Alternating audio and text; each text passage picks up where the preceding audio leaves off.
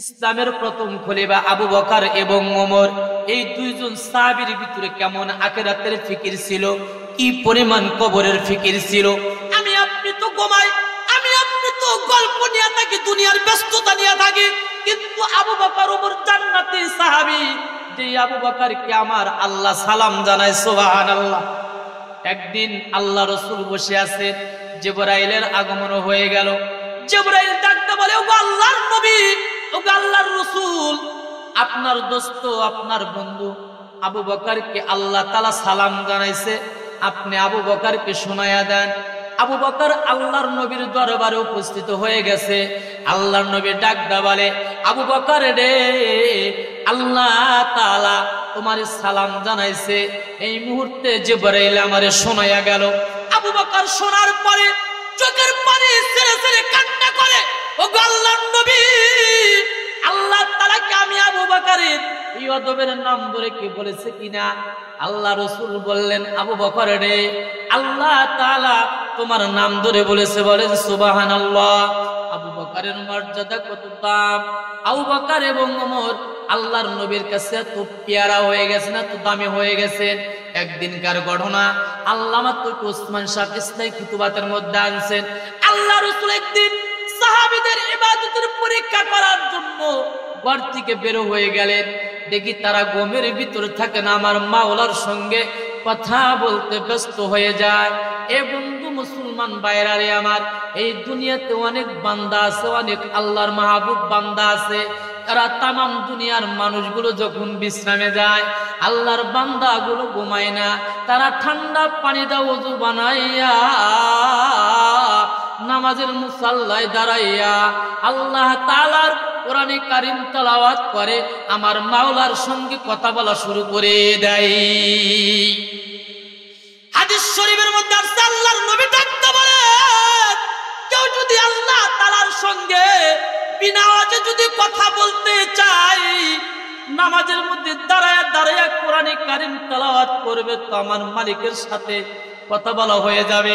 এই জন্যই কিতাবের মধ্যে আছে, হযরত ওমর এমন দামি সাহাবী, যখন একটু সময় পাইতেন আল্লাহর কোরআনটাকে, আল্লাহর কালামটারে নিয়া ভুলে বসে তেলাওয়াত করতেন, আর নিজে বলতেন, এখন সময় পাইছি আমার মালিকের সঙ্গে তো সরাসরি কথা বলার সময় পাই না, এখন একটু সময় পাইছি তো আমার মালিকের সাথে কোরআন তেলাওয়াত কইরা আমার মালিকের সঙ্গে একটু কথা বলে নেই, বলেন সুবহানাল্লাহ।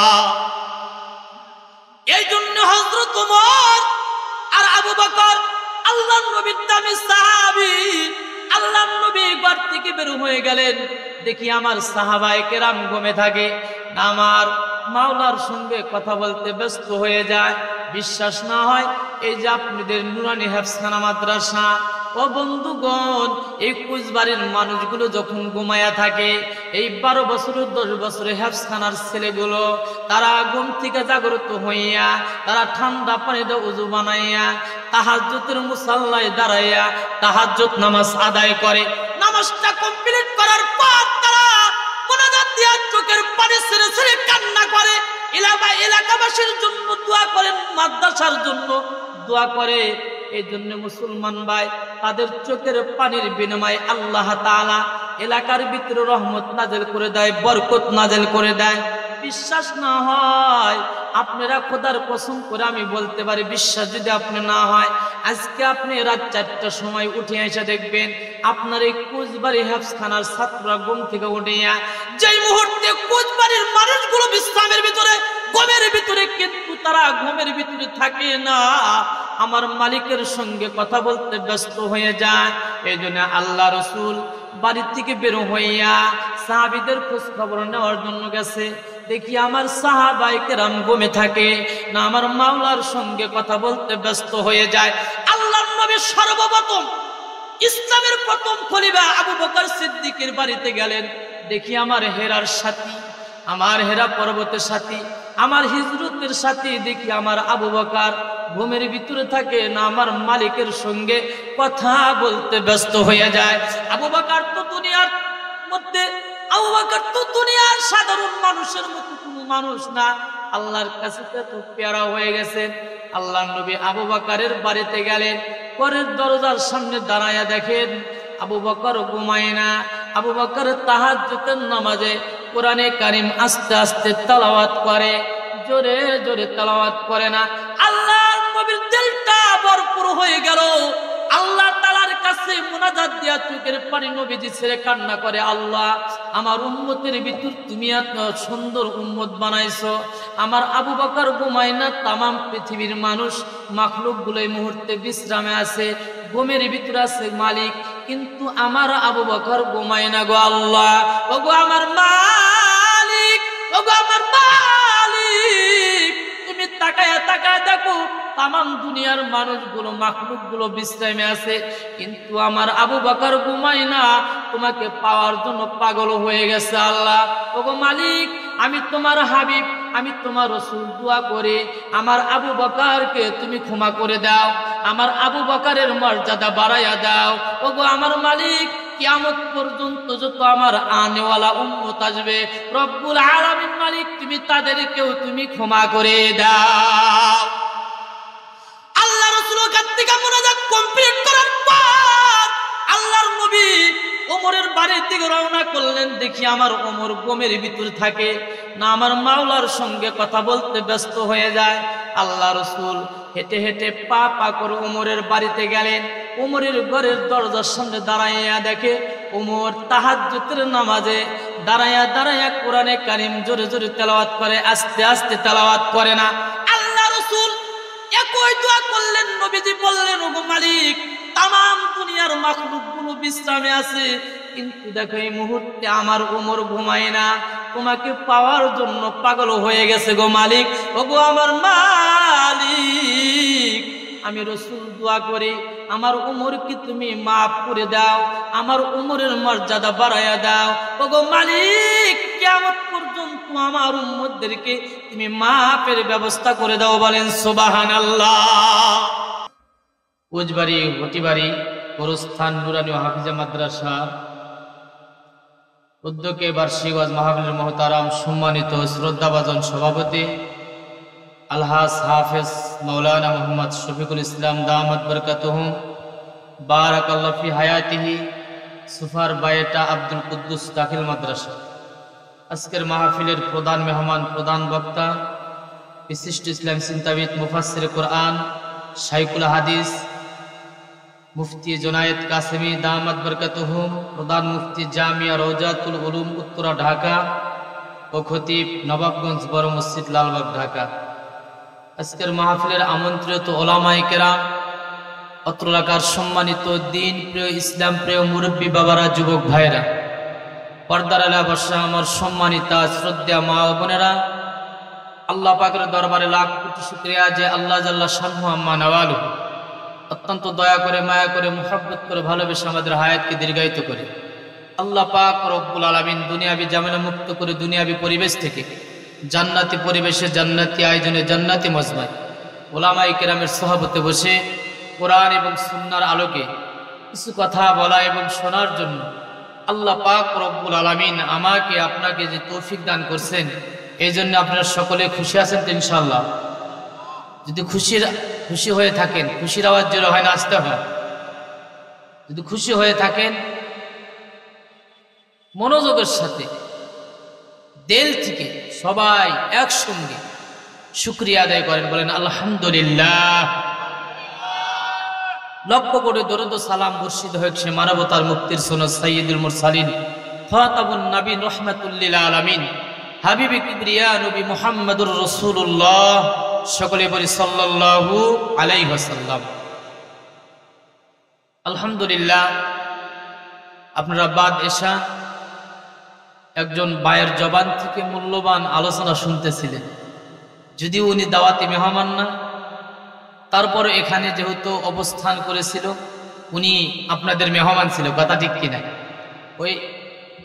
ওই সুবাজে হুজুরের সাথে যেহেতু সম্পর্ক, এই জন্য কিছু কথা বলছে। আলহামদুলিল্লাহ, অনেক সুন্দর আলোচনা করছে, ঠিক না? অল্প সময়ের ভিতরে অনেক আলোচনা করছে। আল্লাহ পাক রব্বুল আলামিন হযরতের হায়াতে জবানে বরকত দান করুক, আল্লাহুম্মা আমিন বলে। আমি আপনাদের সামনে পবিত্র কোরআনে কারিমের সূরাতুল আল ইমরানের ঠিক একখানা আয়াতে কারিমে তেলাওয়াত করেছি। পাশাপাশি মহানবী, শেষ নবী হায়াতুন নবী, জিন্দা নবীর অসংখ্য হাদিস মুবারকা থেকে একখানা হাদিস আমি আপনাদের সামনে পাঠ করার সৌভাগ্য পেয়েছি।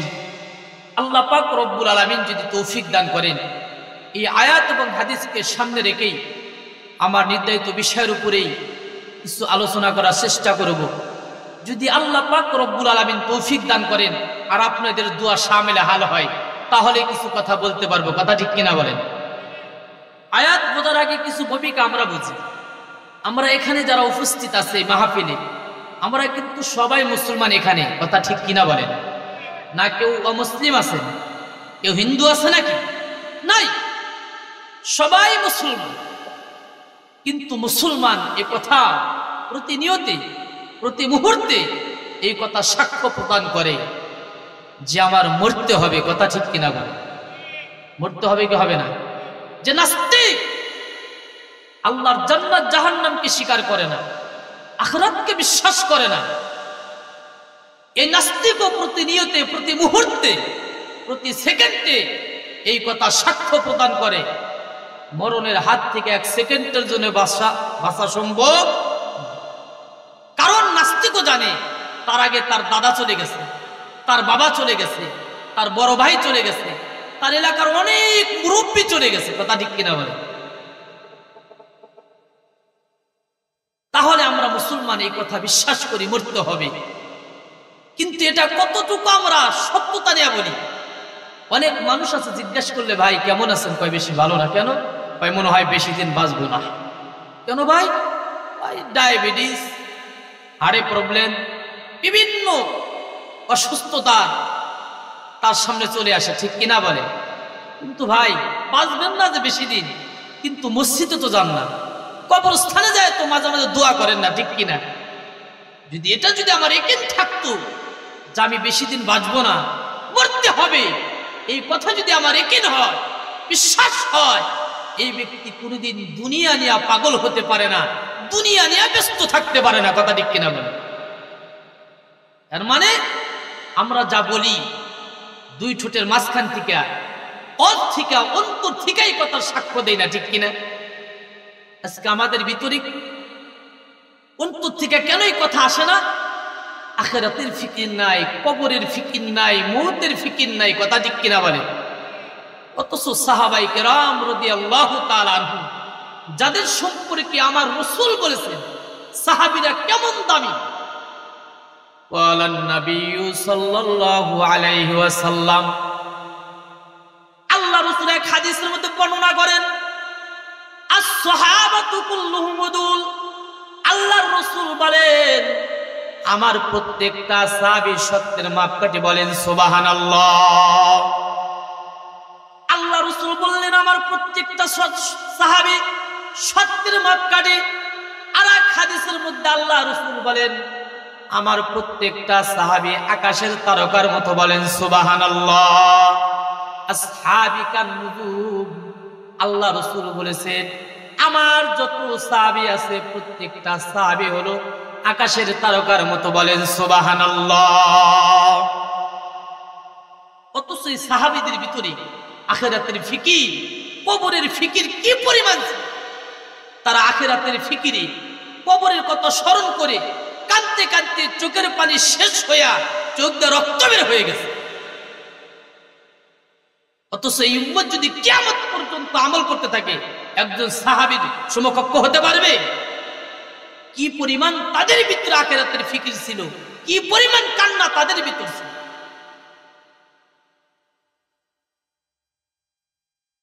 খলিফাতুল মুসলিমিন হযরত ওমর, ইসলামের দ্বিতীয় খলিফা, ওনার দিলের ভিতরে কি পরিমাণ আখিরাতের ফিকির ছিল, কি পরিমাণ কবরের ফিকির ছিল। হযরত ওমরের মতো সাহাবী যার সম্পর্কে আল্লাহ পাক রব্বুল আলামিন কোরআনে কারীমের ভিতরে 20 থেকে 22টা আয়াতে কারিমা আল্লাহ তাআলা নাযিল করেছেন, যে হযরত ওমরকে আল্লাহ রাসূল নিজে জান্নাতের টিকিট দিয়েছেন। বলেন সুবহানাল্লাহ। আল্লাহ নবী ওমরকে ডাক দিয়ে বলেন ওমর, আমি নবী তোমারে জান্নাতের টিকিট দিয়ে দিলাম। আল্লাহর রাসূল ওমরকে জান্নাতের টিকিট দিয়ে দিলেন। সে হযরত ওমর মাটির সঙ্গে দুই গালটাকে ঘষা দিয়া ডাক দা বলে, ইয়া ওয়াইলাকা ওমর। ওমর নিজেকে প্রশ্ন করে, ওমর, আল্লাহ তাআলা যদি তোমাকে যদি দয়া করে ক্ষমা না করে, তোমার কিন্তু রক্ষা নাই, তুমি কিন্তু বাঁচতে পারবা না। হযরত ওমরের মতো সাহাবী, যে ওমরের কথা মতো আল্লাহ তাআলা কোরআনে কারিমের ভিতরে অনেকগুলো আয়াতে কারিমা নাযিল করলেন। এই হযরত ওমর আখিরাতের ফিকিরে কানতে কানতে চোখের পানি শেষ হইয়া চক্ষু দিয়া রক্ত বের হইয়া যায়। ওমর আল্লাহর নবীর কেমন দামি সাহাবী! আল্লাহ রাসূল বলেন, ওমর তো এমন দামি সাহাবী, ওমর যেই রাস্তা দিয়া হেঁটে হেঁটে যায় তো আল্লাহর নবী ওমরকে ডাক দা বলে, ওমর রে, যে রাস্তা দিয়া তুমি হেঁটে হেঁটে যাও, তোমার বয়স শয়তান 40 দিন পর্যন্ত ওই রাস্তা দিয়া যায় না। বলেন সুবহানাল্লাহ। ওমরের সম্মান, ওমরের মর্যাদা আল্লাহ তাআলার কাছে এত বেশি যে ওমর আল্লাহর রাসূলের কাছে ঘুমায় রইছেন। ইন্তেকালের পূর্ব মুহূর্তে তার সন্তান আব্দুল্লাহকে ডাক দা বলে, আব্দুল্লাহ রে, একটু আম্মাজানের কাছে যাও, একটু দরখাস্ত করো যে আমার বাবা তো আপনার বাবার আপনার স্বামীর সাথে ছিল, আল্লাহ রাসূলের সাথে ছিল, একটু আল্লাহর নবীর কাছে ঘুমাইতে চাই, যদি আপনি অনুমতি দেন, আমার বাবা আল্লাহ রাসূলের পাশে ঘুমাইতে চায়, আপনি অনুমতি দিবেন কিনা? আব্দুল্লাহ দৌড়াইয়া আয়েশার কাছে চলে গেলেন। আয়েশাকে যখন দরখাস্ত করলেন, আয়েশা ডাকতে বলে, আব্দুল্লাহ, তোমার বাবার জন্য আল্লাহ রাসূলের পাশে ঘুমাইতে এটা শোভা খাই, যাও, আমি অনুমতি দিলাম। তোমার বাবার ইন্তেকালের পরে আল্লাহর রাসূলের পাশে তারে শোয়া দিও। বলেন সুবহানাল্লাহ।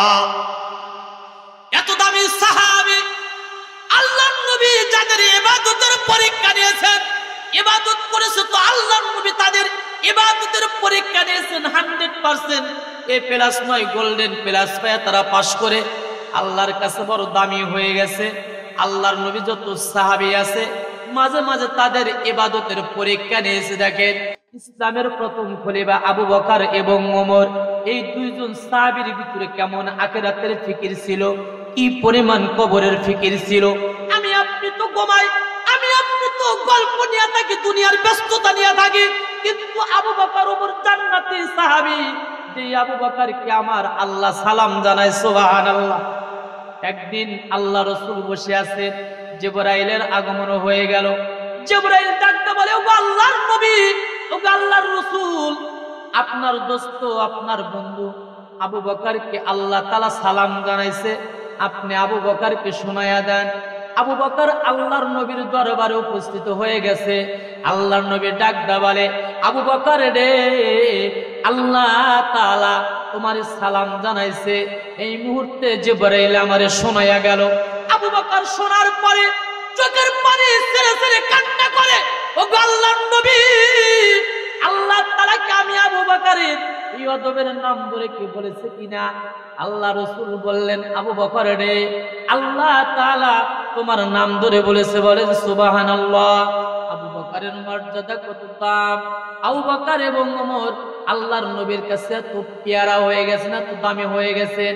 একদিনকার ঘটনা আল্লামা তৌফিক ওসমান সাহেব ইসলামী খুতুবাতের মধ্যে আনছেন। আল্লাহ রাসূল একদিন সাহাবীদের ইবাদতের পরীক্ষা করার জন্য ঘর থেকে বের হয়ে গেলেন। দেখি তারা গমের ভিতরে থাকেন, আমার মাওলার সঙ্গে কথা বলতে ব্যস্ত হয়ে যায়। এ বন্ধু মুসলমান ভাইরা রে আমার, এই দুনিয়াতে অনেক বান্দা আছে, অনেক আল্লাহর মাহবুব বান্দা আছে। তারা তামাম দুনিয়ার মানুষগুলো যখন বিশ্রামে যায়, আল্লাহর বান্দাগুলো ঘুমায় না। তারা ঠান্ডা পানি দা ওযু বানাইয়া নামাজের মুসাল্লায় দাঁড়াইয়া আল্লাহ তাআলার কোরআনে কারীম তেলাওয়াত করে, আমার মাওলার সঙ্গে কথা বলা শুরু করে দেয়। হাদিস শরীফের মধ্যে আছে, আল্লাহর নবী ডাকতে বলেন, কেউ যদি আল্লাহ তাআলার সঙ্গে বিনা আওয়াজে যদি কথা বলতে চাই, নামাজের মধ্যে দাঁড়ায়া দাঁড়ায়া কোরআনে কারীম তেলাওয়াত করবে, তো আমার মালিকের সাথে কথা বলা হয়ে যাবে। এই জন্যই কিতাবের মধ্যে আসছে, হযরত ওমর এমন দামি সাহাবী, যখন একটু সময় পাইতেন আল্লাহর কোরআনটাকে, আল্লাহর কালামটারে নিয়া ভুলে বসে তেলাওয়াত করতেন আর নিজে বলতেন এখন সময় পাইছি আমার মালিকের সঙ্গে তো সরাসরি কথা বলার সময় পাই না, এখন একটু সময় পাইছি তো আমার মালিকের সাথে কোরআন তেলাওয়াত কইরা আমার মালিকের সঙ্গে একটু কথা বলা নেই। বলেন সুবহানাল্লাহ। এই জন্য হযরত ওমর আর আবু বকর আল্লাহর নবীর দামি সাহাবী, আল্লাহর নবী ঘর থেকে বের হয়ে গেলেন, দেখি আমার সাহাবায়ে কেরাম ঘুমে থাকে, আমার মাওলার সঙ্গে কথা বলতে ব্যস্ত হয়ে যায়। বিশ্বাস না হয় এই যে আপনাদের নুরানি হেফজখানা মাদ্রাসা, ও বন্ধুগণ, এই কুচবাড়ির মানুষগুলো যখন ঘুমায়া থাকে, এই 12 বছরের 10 বছরের হেফজখানার ছেলেগুলো তারা ঘুম থেকে জাগ্রত হইয়া তারা ঠান্ডা পানিতে উযু বানাইয়া তাহাজ্জুদের মুসাল্লায় দাঁড়াইয়া তাহাজ্জুদ নামাজ আদায় করে। নামাজটা কমপ্লিট করার পর তারা মুনাজাত দিয়া চোখের পানি ছেড়ে ছেড়ে কান্না করে, এলাকাবাসীর জন্য দোয়া করেন, মাদ্রাসার জন্য দোয়া করে। এই জন্য মুসলমান ভাই, তাদের চোখের পানির বিনিময়ে আল্লাহ তাআলা এলাকার ভিতরে রহমত নাযিল করে দেয়, বরকত নাযিল করে দেয়। বিশ্বাস না হয় আপনারা খোদার কসম করে আমি বলতে পারি, বিশ্বাস যদি আপনি না হয়, আজকে আপনি রাত 4টার সময় উঠে এসে দেখবেন আপনার এই কুচবাড়ি হেফজখানার ছাত্ররা ঘুম থেকে উঠিয়া যেই মুহূর্তে কুচবাড়ির মানুষগুলো বিশ্রামের ভিতরে ঘুমের ভিতরে, কিন্তু তারা ঘুমের ভিতরে থাকে না, আমার মালিকের সঙ্গে কথা বলতে ব্যস্ত হয়ে যায়। এই জন্য আল্লাহ রসুল বাড়ি থেকে বের হইয়া সাহাবীদের খোঁজ খবর নেওয়ার জন্য গেছে, দেখি আমার সাহাবায়ে কেরাম ঘুমে থাকে না, আমার মাওলার সঙ্গে কথা বলতে ব্যস্ত হয়ে যায়। আল্লাহর নবী সর্বপ্রথম ইসলামের প্রথম খলিফা আবু বকর সিদ্দিকের বাড়িতে গেলেন, দেখি আমার হেরার সাথী, আমার হেরা পর্বতের সাথী, আমার হিজরতের সাথী, দেখি আমার আবু বকর ঘুমের ভিতরে থাকে না, আমার মালিকের সঙ্গে কথা বলতে ব্যস্ত হয়ে যায়। আবু বকর তো দুনিয়ার মধ্যে, আবু বকর তো দুনিয়ার সাধারণ মানুষের মতো কোনো মানুষ না, আল্লাহর কাছে তো পেয়ারা হয়ে গেছেন। আল্লাহর নবী আবু বকরের বাড়িতে গেলেন, পরের দরজার সামনে দাঁড়ায়া দেখেন আবু বকর ঘুমায় না, আবু বকর তাহাজ্জুদের নামাজে কোরআনে কারীম আস্তে আস্তে তেলাওয়াত করে, জোরে জোরে তেলাওয়াত করে না।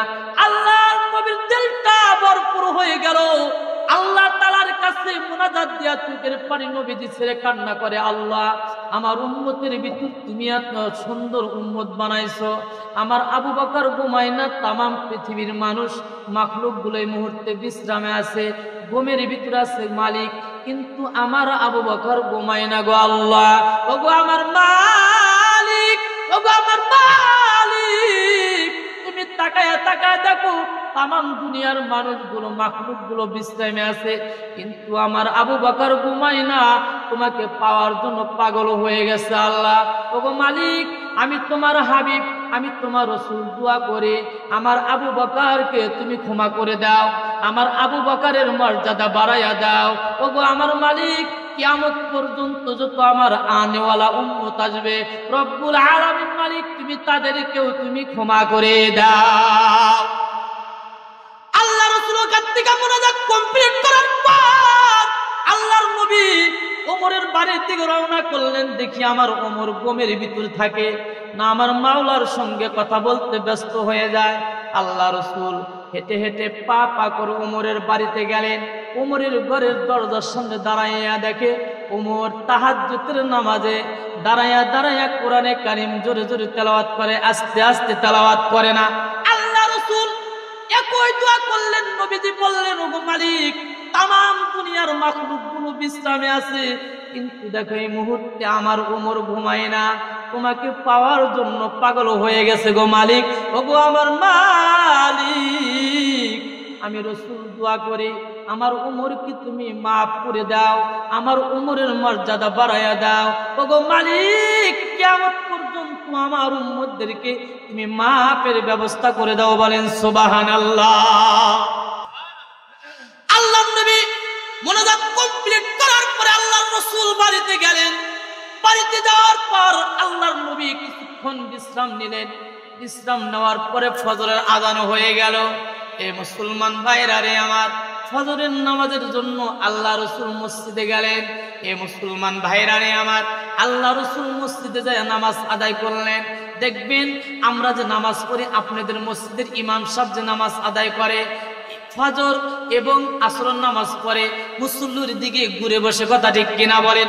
আল্লাহ রাসূল ঠিক ফজর নামাজ পড়ে সাহাবায়ে কেরামের দিকে ঘুরে বসতেন আর নবীজি সাহাবীদেরকে প্রশ্ন করতেন, ও সাহাবীরা রে, আজকে তোমাদের মধ্যে কেউ কোনো স্বপ্ন দেখছো কিনা? তোমরা বলো, আমি নবীজি স্বপ্নের ব্যাখ্যা বলে দেব। আল্লাহ রাসূল ওই দিন আর কোনো কথা বলে না।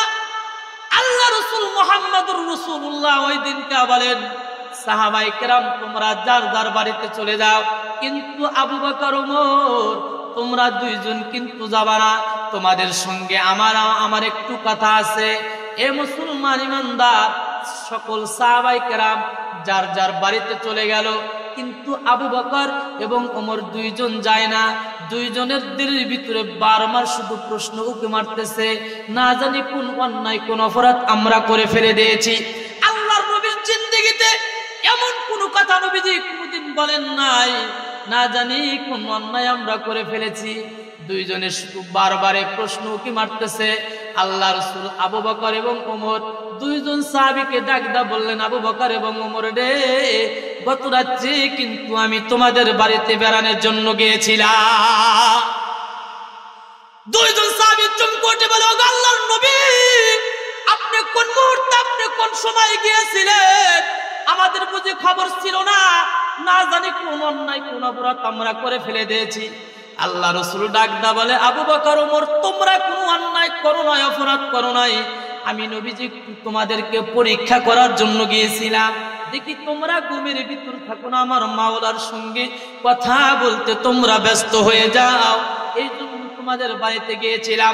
আল্লাহ রাসূল আবু বকরকে সর্বপ্রথম ডাকদা বললেন, আবু বকর, আমি তোমাকে একটা কথা জিজ্ঞাসা করতে চাই, তুমি যে তাহাজ্জুদের নামাজে কোরআনে কারীম তেলাওয়াত করলা, আস্তে আস্তে তেলাওয়াত করলা, জোরে জোরে কেন তেলাওয়াত করলা না? আবু বকর আমার নবীকে ডাকদা বলে, ও আল্লাহর রাসূল, ও আল্লাহর নবী। আবু বকর আমার নবীকে ডাকদা বলে, ও আল্লাহর রাসূল, আমার মাওলা তো এমন মাওলা যিনি আস্তে বললেও শোনে, জোরে বললেও শোনে, শোনে কি শোনে না? ওয়াসিরু আবিযহারু ইন্নাহু আলিমুম বিযাতিস সুদূর। আমার আল্লাহ তো এমন আল্লাহ যিনি আস্তে বললেও শোনে, জোরে বললেও শোনে। আমি তো দুনিয়ার কোন মানুষকে খুশি করার জন্য তেলাওয়াত করি নাই, একমাত্র আমার আসমানের মালিক আল্লাহরে খুশি করার জন্য আমি তেলাওয়াত করেছি। ওগো আল্লাহর নবী, আমার মালিককে আমি খুশি করার জন্য তেলাওয়াত করেছি। আল্লাহ রাসূল হযরত ওমরকে ডাকদা বললেন, ওমর রে, তুমি তাহাজ্জুদের নামাজে জোরে জোরে কোরআনে কারীম তেলাওয়াত করলা, আস্তে আস্তে কেন তেলাওয়াত করলা না? হযরত ওমর ডাকদা কয়, ওগো আল্লাহর নবী, আমি আপনার পবিত্র জবান থেকে শুনেছি, কোরআনে কারীমের তেলাওয়াত যত দূর পর্যন্ত যায়, শয়তান তত দূর পর্যন্ত ভাগিয়া যায়। বলেন সুবহানাল্লাহ। ওগো আল্লাহর নবী, আমি তাহাজ্জুদের নামাজে কোরআনে কারীম জোরে জোরে তেলাওয়াত করে শয়তানকে অনেক দূরে ভাগাইয়া দিছি। এই জন্য মুসলমান ভাইরা রে আমার, কোরআনে কারীম যেই ঘরের মধ্যে তেলাওয়াত হবে, ওই ঘরের চতুর্দিকে রহমতের ফেরেশতারা পাহারাদারি করে। যেই ঘরের মধ্যে কোরআনে কারীম তেলাওয়াত হয়, ওই ঘরের মধ্যে রহমত নাযিল হয়। যেই ঘরের মধ্যে কোরআনে কারীম তেলাওয়াত হয়, আল্লাহ রাসূল বলেন, ওই ঘরের ভিতরে খাবার অভাব থাকে না। বলেন সুবহানাল্লাহ। ওই ঘরের মধ্যে শয়তান প্রবেশ করতে পারে না। কিন্তু মুসলমান ভাইরা রে আমার, আজকে আমাদের ঘরে কোরআন তেলাওয়াত নাই, এই জন্য ঘরের ভিতর শান্তি নাই, কথা ঠিক কিনা বলেন? 80% ফ্যামিলি নিয়ে আজকে দাম্পত্য জীবন অশান্তি। আমি গবেষণা করে দেখছি, এর একটাই মাত্র কারণ হলো, আমার ঘরের ভিতর, আমার বাড়িতে কোরআনের আওয়াজ বন্ধ হয়ে গেছে। কোরআনের আওয়াজ বন্ধ হওয়ার কারণে আল্লাহর পক্ষ থেকে গজব এবং আযাব নাযিল হয়ে গেছে, কথা ঠিক কিনা?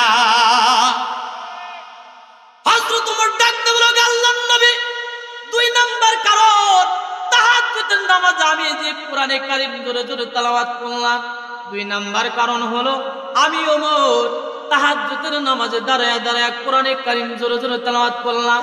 আমি ওমরের তেলাওয়াত যত মুসলমান ভাই বোনের কারে যাবে, আমি ওমরের মতো দাঁড়ায়া দাঁড়ায়া আমার মালিক আল্লাহর সঙ্গে কথা বলবে। বলেন সুবহানাল্লাহ।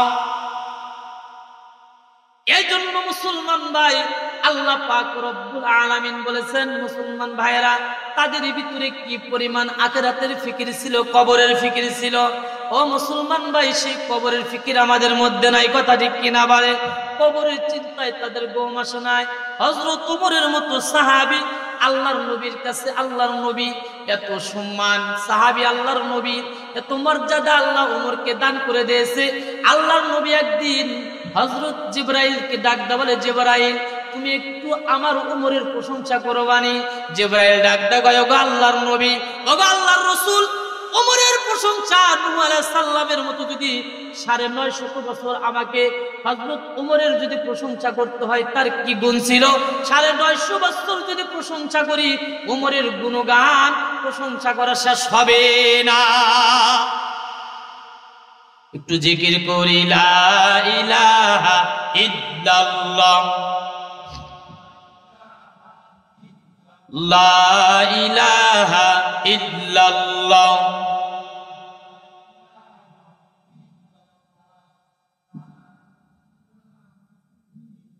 যার দিলে আছে আল্লাহর ভয়, যার দিলে আছে আল্লাহর ভয়, আল্লাহ আল্লাহ সব সময়।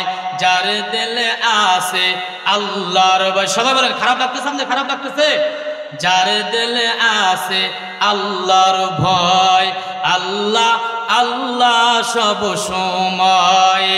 আহার নিদ্রা ভালো লাগে না, আহার নিদ্রা ভালো লাগে না, ভালো লাগে শুধু ইল্লাল্লাহ, লা ইলাহা ইল্লাল্লাহ,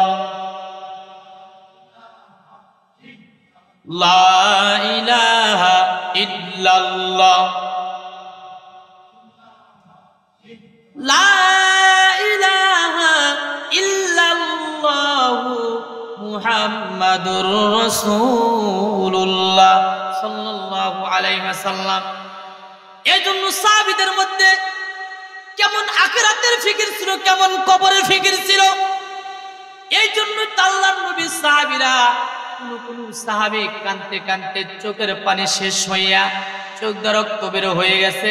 আল্লাহর নবীর সাহাবী আবু বকরের ভিতরে কি পরিমাণ আখিরাতের ফিকির ছিল, কবরের ফিকির ছিল। মুসলমান ভাইরা রে আমার, তিনি সব সময় চিন্তা করতেন, মুসলমান ভাইরা রে আমার, আমি যদি খড়কুটা হইতাম আমার কোনো হিসাব দেওয়া লাগতো না। কথা ঠিক কিনা বলেন? কারণ কবরের কথা স্মরণ করিয়া আল্লাহ রাসূল, আল্লাহর পরে যার মর্যাদা, আল্লাহর নবী কবরের কথা স্মরণ করে করে আল্লাহর নবী চোখের পানি ছেড়ে ছেড়ে কান্না করেছেন। আম্মা জান আয়েশা সিদ্দিকা ডাক দেয়া বলে, ও দুনিয়ার মানুষ শুনে নাও, আমার নবীকে আমি দেখেছি, এমন কোনো দিন নাই, এমন কোনো নামাজ নাই, আমার নবী নামাজ আদায় করার পরে, নামাজের পরে আমার নবী মুনাজাত দিয়া কবরের আযাবের কথা স্মরণ করিয়া আমার নবী চোখের পানি ছেড়ে কান্না করে নাই, এমন কোনো সময় যায় নাই। আল্লাহ রাসূল কবরের কথা স্মরণ করে করে তিনি কান্না করেছেন। তারপরেও দুনিয়ার ভিতর কিছু মানুষ আছে, কয় মরার পরে কিচ্ছু নাই, বলে কি বলে না বলেন তো দেখি? আমার ভাই, আল্লাহ রাসূল কিন্তু দেখে আসছেন কবরের আযাব হবে, জাহান্নামের শাস্তি হবে। আমার নবী কিন্তু দেখে আসছেন। কথা ঠিক কিনা বলেন? আল্লাহ রাসূল, আল্লাহর পরে যার মর্যাদা, জাহান্নামের কথা স্মরণ করে করে আমার নবী দুই চোখের পানি দিয়ে আমার নবীজির দাড়ি মোবারক ভিজে গেছে, বুক মোবারক ভিজে গেছে। কারণ অনেক মানুষ আছে মুসলমান দাবি করে, জাহান্নামকে বিশ্বাস করে না। কথা ঠিক কিনা বলে? কোন মুসলমান দাবি করার পরে জাহান্নামকে যদি বিশ্বাস না করে, আল্লাহ রাসূল বলেছেন তার ঈমান নাই, তার ঈমান নাই। কারণ জাহান্নাম বিশ্বাস করা এটা ঈমান। কথা ঠিক কিনা বলে? আল্লাহ রাসূল নিজে জাহান্নাম দেখে আসছেন। আমি আপনাদেরকে একটা ঘটনা শোনাই, একদিনকার ঘটনা। আল্লাহ রাসূল বাসায় বসে একাই বসে বসে কান্না করেন। আল্লাহ রাসূলের চোখের পানি দেয়া দাড়ি মোবারক ভিজে, বুক মোবারক ভিজে যায়। আল্লাহ রাসূলকে সান্ত্বনা দেওয়ার মতো কেউ নাই। আল্লাহর নবীকে কে সান্ত্বনা দিবে? আল্লাহর নবী তো দুনিয়াতে মাও নাই বাবাও নাই, আল্লাহর নবী একাই বসে বসে কান্না করেন। আল্লাহ রসুলের কলিজার টুকরা মেয়ে ফাতেমা দীর্ঘদিন ধরে বাবাকে দেখার জন্য যায় না। আল্লাহ রসুল ফাতেমার অনেক মহব্বত করেছেন, ভালোবেসেছেন। এবার হযরত আলীর কাছে যাইয়া হযরত আলীকে ডাকতে বললেন, ওগো প্রাণের স্বামী, আমি একটু বাবার বাড়িতে যাব, আমার বাবাকে দেখার জন্য যাব, আপনি যদি একটু অনুমতি দেন আমি আমার বাবাকে দেখার জন্য যাব। হযরত আলী ডাকতে বলে, ফাতেমা তুমি যাও, আমি অনুমতি দিয়ে দিলাম। কারণ ফাতেমা তো দুনিয়ার কোনো সাধারণ নারী না, কথা ঠিক কিনা বলে? আলী তো দুনিয়ার সাধারণ কোনো পুরুষ না, আল্লাহ তাআলার কাছে আলীর অনেক মর্যাদা, কথা ঠিক কিনা বলেন? আল্লাহর নবী যে 10 জন সাহাবীকে জান্নাতের টিকিট দেয়া গেছেন, হযরত আলী হলো 4 নাম্বার, কথা ঠিক কিনা বলেন? আল্লাহ রাসূল বলেছেন, আমি হলাম ইলমের শহর, ওই শহর থেকে ইলম বের করতে যে দরজা লাগে, সদরঘাট লাগে, ওই দরজাই হলো হযরত আলী। বলেন সুবহানাল্লাহ।